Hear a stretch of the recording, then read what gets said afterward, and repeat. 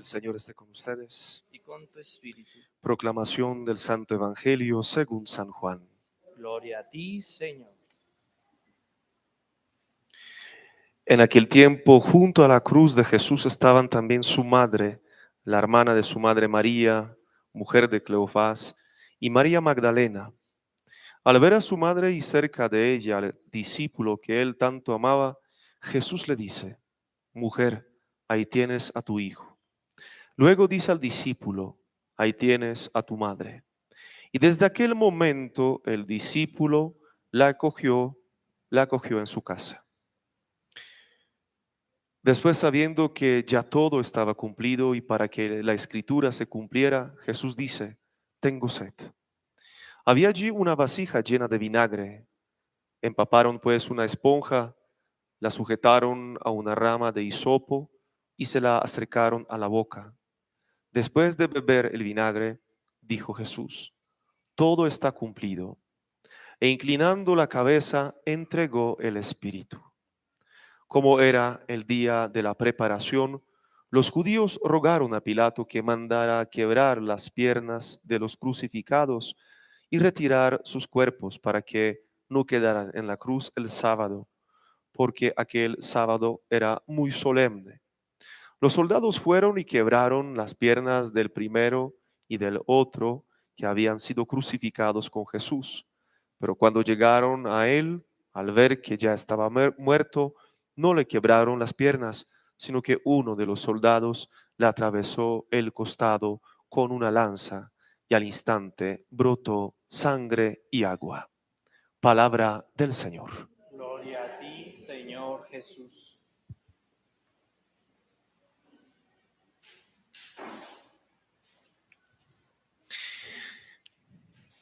La figura de la Virgen María, con todo lo que contiene, con todos los misterios de su misión, de su inmaculada concepción, de ser la madre de Jesucristo, para muchos de nosotros sigue siendo una verdad inalcanzable, una verdad que meditamos todos los días, y creo que eso ocurre porque en la Virgen María se manifiesta el amor de Dios para con nosotros. La vida de la Virgen María, así como su misterio, su misión, su entrega, ha sido una reflexión constante para muchos de nosotros. Y es una reflexión muy provechosa, una reflexión que nos anima, por ejemplo, en el amor por Jesucristo. Desde la perspectiva de la Madre de Dios, vemos realmente nuestro camino cristiano mucho más profundo y mucho más entregado, así como una madre se entrega por su hijo con todo su corazón y con toda su alma, con toda su mente y con todas sus fuerzas. Ahí, en la Virgen María, podríamos ver cómo se encarna el amor verdadero, dedicado y entregado totalmente.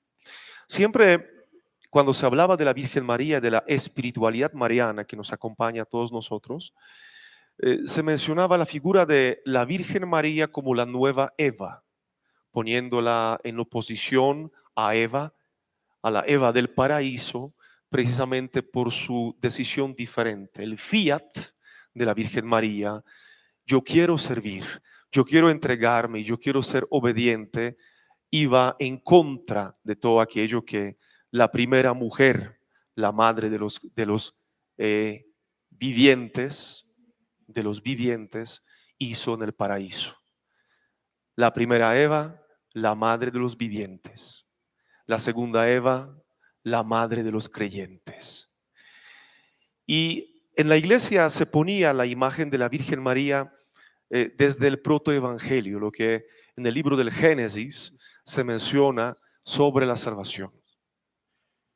Que aquella mujer que aparecerá un día pisoteará la cabeza de la serpiente. Y es la Virgen María que con su elección y con su sí, porque también es muy importante mencionarlo, la sin pecado concebida sigue el camino de Dios por su decisión personal, autónoma, libre, nos lleva a entender el misterio de Dios porque gracias a ella se encarna el Hijo de Dios. Y muchos santos decían que la Virgen María es la madre del Salvador y de los salvos. La madre del redentor y de los redimidos, queriendo decir que nosotros, siendo hijos adoptivos de Dios, también somos hijos de la Virgen María. Y gracias a la reflexión que estamos llevando a cabo, teniendo en cuenta todavía el Pentecostés, queremos acercarnos a la Virgen María desde una situación o una posición diferente. Primero que todo, en la figura de Juan, el que está al pie de la cruz, al lado de la Virgen María, toda la iglesia escucha una de las últimas palabras de Jesús de la cruz. He aquí a tu madre.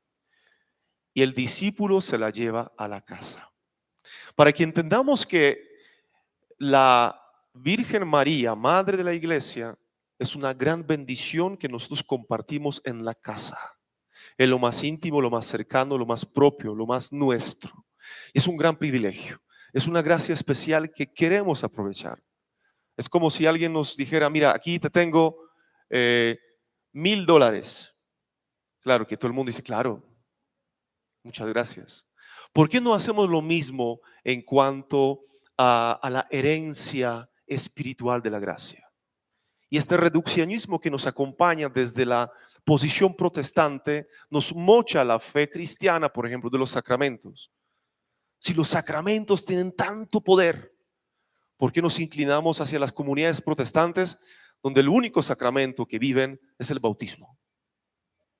O cuando estamos mencionando el poder de la iglesia, a la iglesia, a la iglesia fundada sobre Pedro, Jesús dice, y las puertas del infierno no prevalecerán contra ella.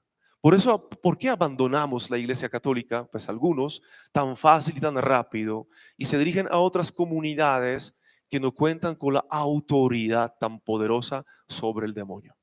Y lo mismo podemos decir sobre la Virgen María. Lo mencionamos el sábado cuando también estamos celebrando la fiesta de la Virgen María, que algunos católicos hoy en día se acercan a lo que escribió Lutero sobre la Virgen María y se emocionan tanto y dicen, no, parece San Grignon de Montfort en sus palabras tan hermosas sobre la Virgen María. Y nadie niega que sus palabras, sus comentarios, por ejemplo, sobre el Magnificat, son unas palabras muy especiales. ¿Para qué? Si uno con el dedo tapa el nombre del autor, Martín Lutero, yo pienso que algunos dirían Juan Pablo II con seguridad. ¿Sí? Pero ¿qué hay detrás? Si de verdad estas palabras llevaron a este sacerdote religioso, Agustino, al amor por la iglesia, o simplemente era una espiritualidad ajena del amor que Cristo tiene por la iglesia. Si nos acercamos a la Virgen y la llevamos a la casa como Juan, como José, como Isabel, nosotros queremos amar la iglesia. Amar la iglesia. Y amar la iglesia es entender que muchas realidades espirituales se realizan en el silencio, sin tanto ruido, sin tanta bulla, sin tanto terremoto. Por ejemplo, el hecho de estar al pie de la cruz, ¿cómo se manifiesta el Espíritu Santo? Jesús sopla, el último soplo, y entregó su espíritu. En medio de la oscuridad del momento, el silencio o la burla de los presentes, o cuando brota el agua del corazón de Cristo, es la manifestación sencilla del Espíritu Santo. Cuando el ángel Gabriel se presenta delante de la Virgen María, la encarnación del Hijo de Dios se realiza sin público, sin aplausos, sin trompetas. Lo mismo en las bodas de Caná. Los presentes no se dan cuenta del milagro que Cristo realiza a escondidas, porque el vino simboliza al Espíritu Santo.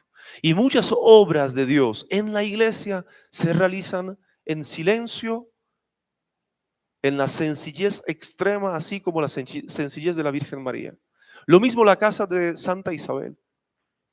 Solamente estas dos mujeres, bueno, Juanito también experimenta la presencia del Espíritu Santo y brinca bajo el corazón de Isabel, pero no hay multitudes, no hay ruidos, no se escucha nada más, sino el cántico de la Virgen María y el corazón emocionado de Santa Isabel.